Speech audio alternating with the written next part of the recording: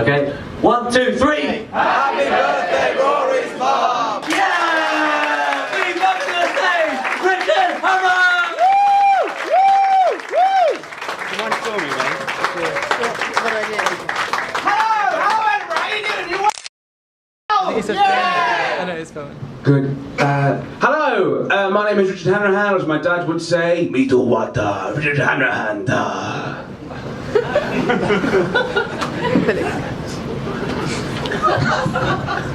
Sorry to probably explain, my dad was Jabba the Hutt.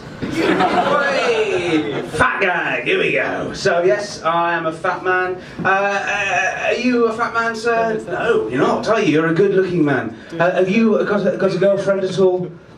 Have you had a girlfriend in the past?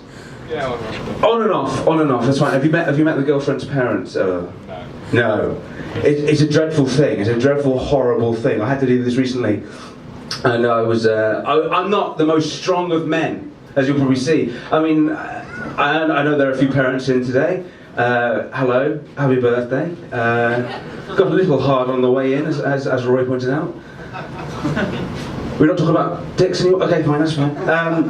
No, I usually when you're sleeping with a girl, you want to sort of communicate to the dad that yes, you are having sex with them, but you can look after them, you know? It's a bit awkward, obviously. But I'm not really the strongest, I'm not really an alpha male, so what I had to do is I had to play Scrabble. Now, I was playing Scrabble with my ex-girlfriend's parents, and I was on the final go, and I was faced with a dilemma.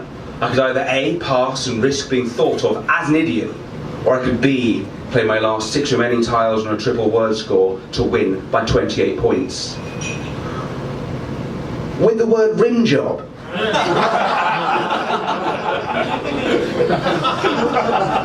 Now, if you are ever in that situation, and you will be, don't play the word rim job. I played the word rim job. The dad looked down, looked up, he didn't flinch. He just said, I think you'll find that's hyphenated. So there we go. Do you have anyone with a dad in here today? No? Yes. 1 or 2 of you. I mean, I know you're lying, Rory. Yeah. No, I have a dad as well. He's a good egg. But he has lots of sayings. He says things. Some things are weirder than others, like you can't make black pudding out of human blood. I don't know why he knows that, but he does. Other things he says is more useful, like look after the pennies and the pounds look after themselves. Though do look after the pounds as they're worth 100 times more than the pennies. It's quite a good one. Another one he says is, when the cat's away, you've lost your cat. So you best go look for the cat. Okay, I'm going to continue now with my world famous and award-winning list of words that I would like to change. Thank you.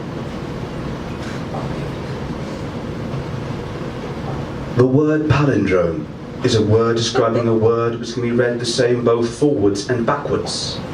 However, the word palindrome is not a palindrome. I propose to change the word palindrome to palinilap. The word onomatopoeia, which describes a word which is spelled as it sounds, is not spelled as it sounds. I propose to change the word onomatopoeia to I, spelled O-E. The word acronym I like. However, it should not mean a word formed from the initial letters of several other words. Acronym is a word of strength. So I propose it should mean strong strength, as in the man punched him in the face with acronym. There are too many vowels in the word consonants. I propose to change it to consonant. Similarly, there are too many consonants in the word vowel. I propose to change it to I. The new word I, meaning letters that are not consonants, and I, meaning letters that sounds, are too similar. I propose to change the word I to I. And similarly, I should become the word formerly known as OA, spelt O-E. The words gonorrhea and diarrhea are too similar. I propose to change these to front rear and rear rear. That is the end of my list of words I'd like to change. Thank you very much. Thank you. So yeah, I have a dad. He says things like you can kick dogs because they can't feel pain. Which led to have another phrase is when the dog's away, Dad's probably kicked the dog to death. So let's go check on the cat. Do we have anyone here masturbate? Anyone here masturbate? You're all lying wankers. Thank you. I recently split up with a girl. So I was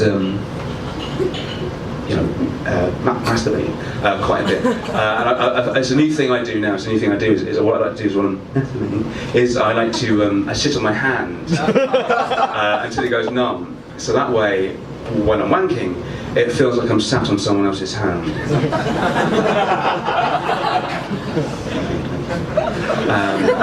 Good. Do we all like Britain's Got Talent? Yes. One or two. Do you know what it is?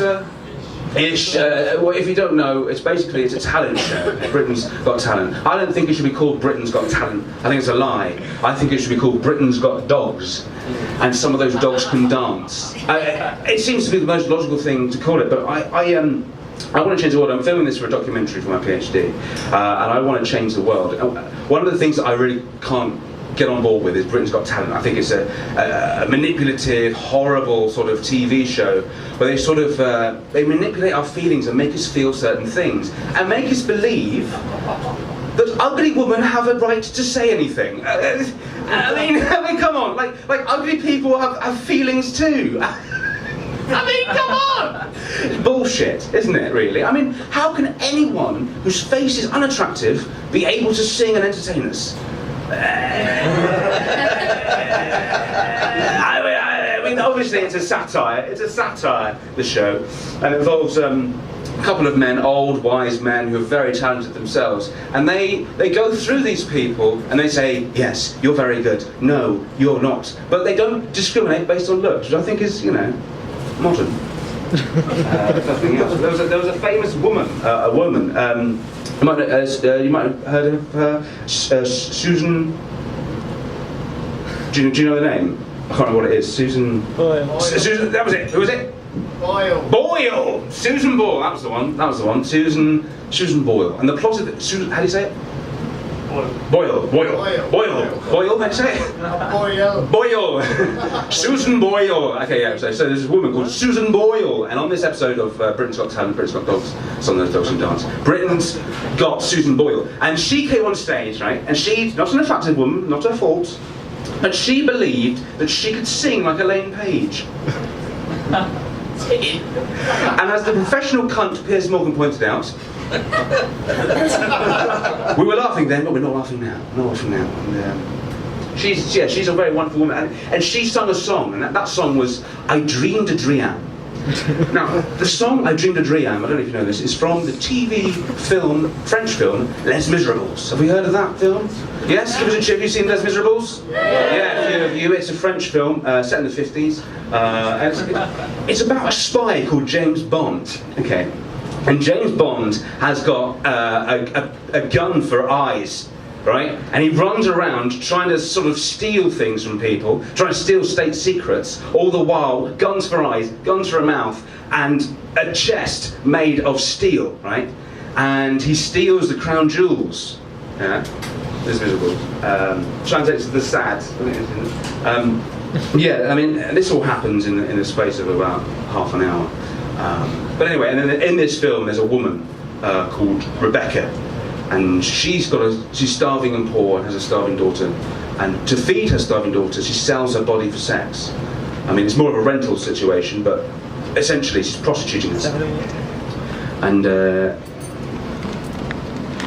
she sings a song, and she's ripped out her teeth and sold that to a dentist, and she's cut off all of her hair and sold that to a wig shop, a wiggery. A wiggists, a wiggermummers, I don't know what it's called, a wigwam. It's a wigwam, and she sold her hair to a wigwam, and she sings, "I dreamed a dream, and her dream was that her daughter could live." Now Susan Boyle, she sang that song, "I dreamed a dream," and her dream was that she could get a record contract. And there's a bizarre juxtaposition there. I don't think it works properly. I don't think it works, but I want to change the world, and I know I can't change Britain's Got Talent because It's quite a popular TV show. I don't even know this. It has about 30 viewers a week, literally hundreds of people, and I can't really do anything to change that. What I can do is I can change myself, and I can become a better person. I become a better person. I've been fat. I mean, you might notice I've been fat for since I came on stage. I've been quite a fat man for a few minutes at least. And when I was younger, I went to a dietitian, and the dietitian said to me, "Don't worry, it's just puppy fat." And I remember thinking at the time, well, had she not eaten so many puppies, And I'm filming this, and they said the camera adds 10 pounds, but I've not eaten that particular camera, so I couldn't tell you. That's true. But the point is, I do a lot of gigs, and usually I drink a lot of alcohol, which makes me even fatter. But instead, what I wanted to do is I want to lose some weight, and I want to do some exercise for you now. Would you mind joining me on stage to take some lovely photos? Round of applause. Oh, no, please, no. Nothing weird happens, don't worry, you just have to film me. No, please, no. No, it's fine, please. Oh, no, please. Join me. No, please. Take my hand. Have you seen the film of that? There we go. Round of applause. What do I have to do? All you have to do is you have to point it at me, Okay. and just take the best shots you can, okay? Okay. So I'll zoom in whenever you want. Right, sometimes I need encouragement. Okay. I'm quite, fine. Yeah, good. What I need you to do is be my coach, okay? Just have to give me words of encouragement. While don't worry, I just have to say things like, "Oh, you're doing well." You're doing well. Thank you. That's good. That's good. See, you've done this before. Okay, good. Now, the rest of you, I don't respond to compliments very well. I really sort of work when I hate myself. I really need to sort of be like Rocky and really sort of go, "I hate me," and then I'll lose weight. So I need you guys to hate me. I need you guys to heckle me. I need you guys to abuse me. I need you to shout out the most vile, abusive things you can. Are you ready to do that? Yes? You suck! Yes, good, very good. Keep this going. Come on. Hit me some abuse, madam, hit me. Say you hate me, otherwise I'll always be fat. I hate you. I hate you. Oh, thank you very much. Come on, keep it going. Abuse me. Abuse me. Free. Where's your fat? Doesn't like you. Yes, very good. Come on, here's a birdie for you. Boom. Yes, Get off the stage. Get off the stage. Yes, I'm going to stay on the stage and keep this going. Come on, abuse me. Abuse. Come on, you're getting good now. You're getting good. Warming up. Come on, hit me with your best shot. Come on. You can't spell rim job.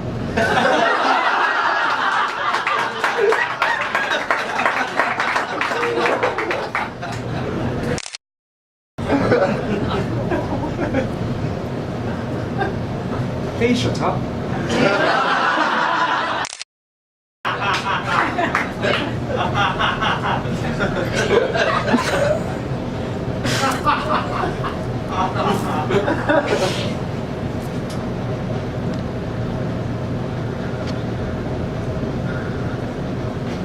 I dreamed a dream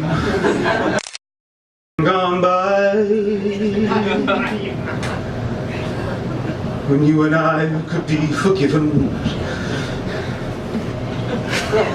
I used to think that I could fly, that I would be shaken. Oh, this pain in which I'm living, I can be.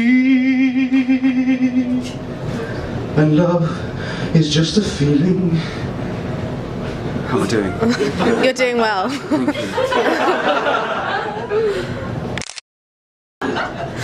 Sir, have I changed the world? Can you point that? Can you say into that camera right now? Hello. Hello, My name is. my name is Say your name. Jacob, And I've just seen a man and I've just seen a man change the world. change the world. Not only did he change the world, Not only did he change the world, but he gave me a half on. but he gave me a hard on. Full on, very good. I've only gone for a half, but very well done. And I feel I am inspired And I feel I'm inspired. to change the world too. Don't worry, I've got a second. It's fine, I've got a spare.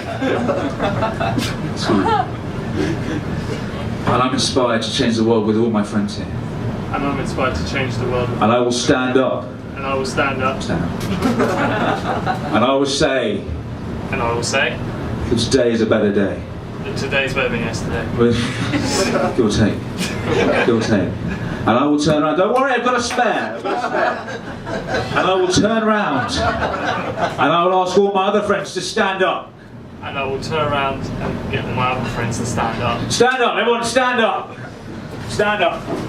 And all at once stare into the camera's eyes or lens. Take a central view and look into the camera directly and say, hello. 3, 2, 1. Hello! My name is. My name is. Then your name. Jacob. Choose one. And this man has changed the world. And this man has changed the world. I will no longer feel sad. I will no longer feel sad. I will no longer feel glum. I will no longer feel glum. Because I have love in my heart. Because I have love in my heart. Because a slightly fat man Slightly fat. put a bit of white paint on his face, jumped around a bit, and told me to say this. And then on the count of 3, I want you all to say, Vive la Revolution! Okay? I need to get a shot this minute. 3, 2, 1! Vive la Revolution! Thank you very much. You've been lovely. Thank you very much. Round of applause.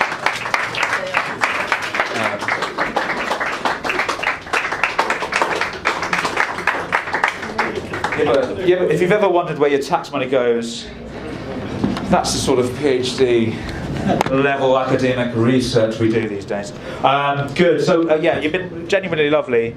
I'm gonna pass you back to your host Rory, who'll do some traditional stand-up because he has jokes rather than me, who has insecurities. But yes, you've been lovely. I'm just going to share with you something my dad. I only share this with the really nice audiences.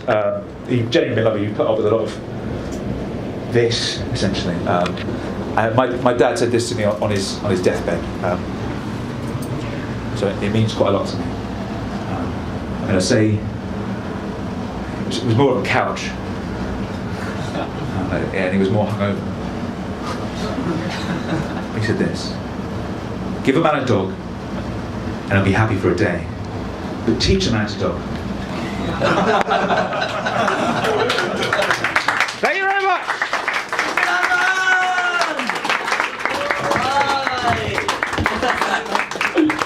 That was amazing. I feel like we've all joined a cult or something.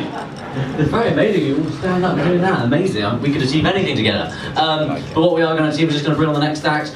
One more guest, and then I'll be back to finish it off. And we'll have a great show. How you doing, Jake? Good. So you're okay for this to be on YouTube and or documentary? Yeah. How did you think I did? What happened? Did you enjoy what I did? Did I enjoy it? Yeah. Well, it's always a slightly different experience when you're a comic at the back to the audience. I mean, I enjoyed it because it was interesting. I'm sick of seeing, the kind of more staid, conventional form of stand-up. I thought it was really fun. I do think, it was, people just lost it like quite early. I don't think they understood that what you were doing was an act. I don't think they understood that there's a degree of separation there between the human who is performing and the act. Because often stand-up collapses to divide. People perceive it to be collapsed. People are just baffled. And otherwise Richard putting paint on his face. He'll have a white face, he doesn't want that. As opposed to going, there's something going on here. I think they're quite docile, as in just kind of flattened this audience. They tend to be through the month, they have been. So when you try to get them to shout at you, that should be a moment of big release, because if they're not enjoying it, they can channel it into something which is actually constructively helpful for the act. And in that same way get laughter coming into the room, be it through a different angle, through a different target yourself, but that's part of the joke. They don't tend to, and they didn't. It was just like,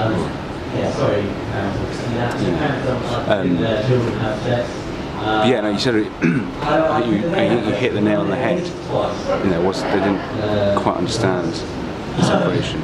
It's quite an interesting idea, because part of the documentary is this sort of idea of like what is real, what isn't real, in terms of the documentary itself. It's supposed to be performative in that it's trying to sort of look at this idea of documentary truth and I'm constantly trying to show up that this situation now is unreal in a way. You wouldn't have told me this unless I'd asked you to do an interview, you know. Do you think there's anything I could do? Was there anything specific today that could change, that would bring them into the joke or make them understand it? I don't know. I mean, I should say, in the interest of disclosure, I did a wee at the beginning of this, so I missed the first 2 minutes. You might have missed me accidentally do I've got an erection joke based on the fact that Rory said I wanted to be brought on to Happy Birthday. Oh, I see. But I don't think that was the complete... So when I stepped in, you were doing the words things. Yeah. And it felt like that wasn't going really well at all. It was weird. Which is odd again. Yeah. Again, it's something that requires effort. Just on the cognitive level, that stuff. Then in terms of the actual set piece thing, White on the Face, you talk about Britain's Got Talent. I don't think it was really how people didn't seem to perceive, maybe they didn't vocalise, maybe they did understand, but very quietly that you were satirising it all, and what you were saying was not irony. So when you were going, the uppity thing, that thing, and obviously you were trying to signify by things like bigger and the gestures by doing something like that, whatever it was a joke. A lot of people, I think, were just like, it's wrong. Of course they can have it. So I don't know, actually. I mean, it'd be interesting to see it scripted. Yeah, I mean, I guess it's just like an installation piece. It's not, you're not trying to get lost throughout it. It's supposed to be this kind of slow, cumulative experience of watching something build up that's absurd and strange and satirical, and then you get the big release of the montage bit, which is what I imagine it's supposed to happen. Everyone goes really into it, gets shouty. The person on the stage, that's always funny doing the thing. But that didn't seem to come through. It's a lunchtime slot in a kind of like grimy bar. You don't fly for this. Our flyers also don't delineate any sort of audience. It's been difficult the whole run actually between Rory and I, because there is a stylistic disparity in what we want to do, and Rory's is the more kind of affable. And the problem is the flyer doesn't really signify that this will be a show that's remotely challenging. And so people don't come expecting it to be challenged. I mean, often they don't expect to be challenged anyway from comedy. But yeah, it's doing something. I liked it. How long have you been doing it for? With that set, it's just been doing it for the month. But I've done it. I did something like it in March, and once before, like last year. Just the press ups and getting people to shout at me. But like the whole sort of thing together, tying up, it's only come together now, really. But it's funny when it works, and you can get the laughter all the way through. Talking about the Susan Boyle stuff, and then when you get to the end, and then the idea is that there's always someone who speaks out of turn at the end. I'm always offended as a sort of a piercing moment of just like what's going on right there, and then but that bit, it started out getting really huge laughs when I sang I Dream the Dream. I think I'm bigging it up too much, but like I usually just have to sing I Dream the Dream and then everyone's laughing and then I can stop, but instead I've now started to make people tell me how great I am for the documentary. So the documentary's for your PhD? Yeah. What's your PhD in? Well, it's called Transdisciplinary Documentary Filming, but it's about basically looking at, it originally was looking at social media and technology in protest movements. That got changed because of the Arab Spring, it became too big a deal, so I changed it to basically the role of aesthetics and art in enacting change and stuff like that. Just sort of looking at, is it possible to do something with art to engage people? So the idea is I'm supposed to be curating a set that can work in any room. Sometimes it works. It still sometimes just misses. Sometimes it's weird. Lunchtime and late night. In fact, But like sometimes, even at like half two, the best gig I have is at half two. Just Yeah. I've got to run off anyway. Got to run. Yeah. So it sounds very interesting. But lovely to meet you, man. Properly. I'll see you soon. I've got to go. I know. I just saw it. And I had to go to another gig. I was run away. My dad was saying, so when he saw it and he said it reminded him a bit of the bit in Comedians by Trevor Griffiths. And he was asking if you'd read it. You should read it, I think, because it's kind of to do with, there's a guy who thinks clown stuff in that, or to do with art, certainly the nature of it. Because it's written in the 70s, so a lot of it's really like politically incorrect, a lot of still politically incorrect comedians. And the play kind of plays on that. I really think there's room for, especially now stand-up comedy is so huge, there's room for another play like that for the noughties.